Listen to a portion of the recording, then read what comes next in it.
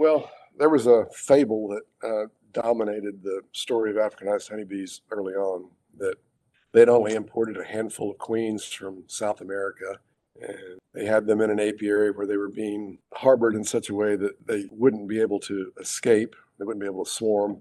And one of them somehow inadvertently did get away, and that one queen yielded an entire invasive population that swept across South America and up through Central America and Mexico and got to Texas. It subsequently emerged that, in fact, those queens had been brought over deliberately because it was felt by some beekeeping scientists that they were tropically adapted. They would do particularly well in South America because it would be more like their native habitat. And so they were actually rearing daughter queens from those imported Africanized bees and selling them throughout Brazil and other parts of South America. So while it was true that the invasive front of the Megaswarm New World African bee was an unbelievable natural phenomenon, it did not originate with a single queen that had escaped captivity and then reproduced wildly in South America. Instead, it was aided by a lot of deliberate, if misguided, breeding efforts in South America.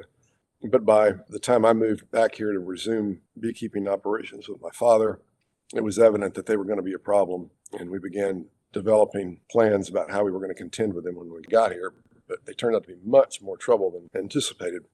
And I have a number of stories that I can tell about that. But one of the first encounters that I had with Africanized bees occurred in South Texas just months after they first arrived and crossed the Rio Grande to South Texas.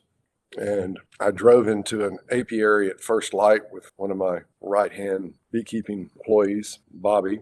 We were in a Freightliner truck with a Bobcat, and we were there to take off honey. I moved bees into that part of the world because the Southwest Texas brush honey has a number of unique characteristics and is particularly flavorful and wonderful honey. So anyway, we pulled into the bee yard right as dawn was just beginning to yield first light. And as we drove into the bee yard, I remarked to Bobby, "Oh, look, remember that hive we put the green super on top of so that we could come back and see if we over-supered? We added that extra super right at the end because we weren't sure she'd be able to fill that many up. In fact, we thought that colony was particularly productive. Got to remember and check that out." And I stopped, turned off the truck, and we looked over and we looked at that colony again. I said, "Bobby, look, the whole thing is black. What in the world is going on? You can't even see the green super anymore." And then literally seconds later, suddenly the mostly white beehive, multiple supers on it, and the green super on top was visible again.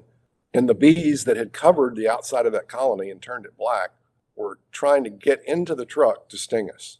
I mean, and so we're not talking about 10 bees, 10 angry bees. We're not talking about 100 angry bees. We're talking about tens of thousands of angry bees trying to get in the truck to get to us. We didn't have our protective gear on yet. We hadn't lit our smokers. And luckily, we did both have on long pants tucked into our boots, T-shirts, long sleeve shirts, and we could put our veils on quickly. And then got our gloves on as quickly as we could. But we were getting hundreds of stings through our clothes.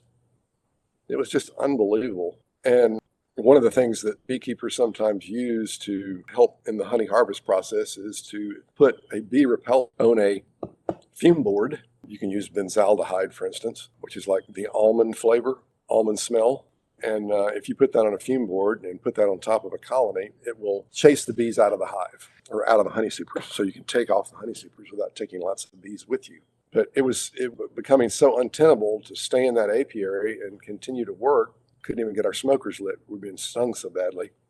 I ended up having to take some of that compound, which was in a jug, a metal container that was fireproof and damage resistant. I had to take some of that over there and dump it on top of the colony and set it on fire in order to control those bees and keep us from getting stung to death. It was remarkable, and it was truly shocking